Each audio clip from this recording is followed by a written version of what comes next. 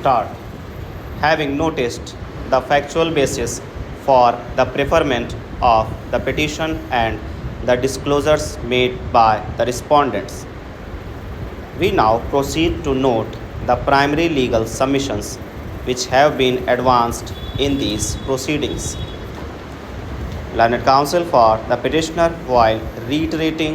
the averments made in the writ petition, has contended that large scale scams occurred in the authorities and more particularly Noida, clearly being indicative of the fact that all was not well. He asserted that the state government, even in the matter of posting of officers, must act in a manner which inspires confidence in the public at large and that its action must not reflect of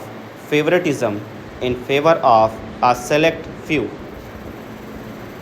It was contended that the continuance of the 12th respondent was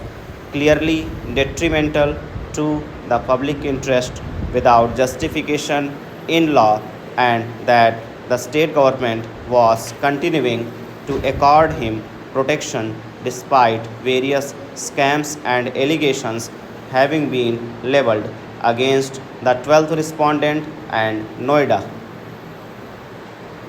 It was therefore submitted that larger public interest clearly warranted removal of the 12th respondent from the post of CEO Noida.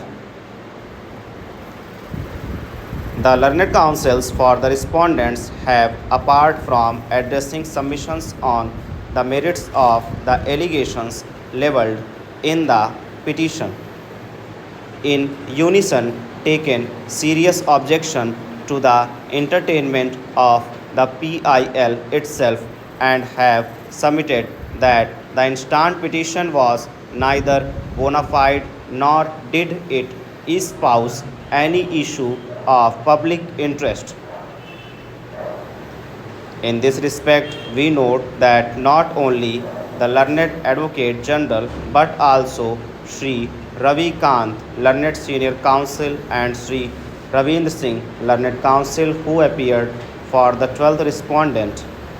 have taken serious objection to this court having entertained the instant PIL itself.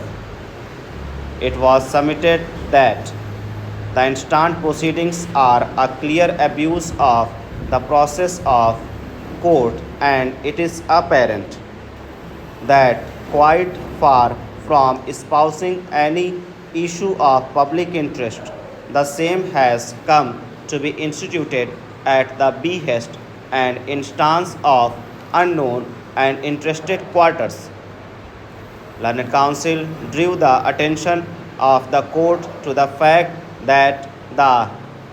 petitioner was stated to be a society registered and resident at Allahabad and that in the entire petition there was no material which may have even remotely indicated its activities of area of operations.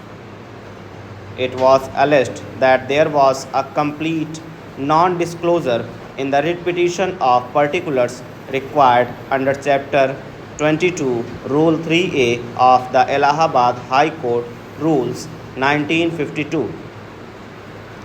Learned counsel submitted that the writ petition carried not one averment of any public or social service which the petitioner society may be stated to have performed.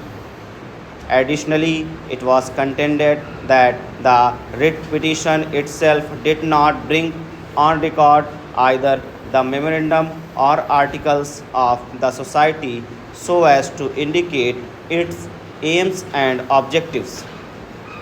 In fact, learned counsel submitted that the petition had been instituted and entertained even in the absence of a resolution of the society deciding to institute the present proceedings and authorizing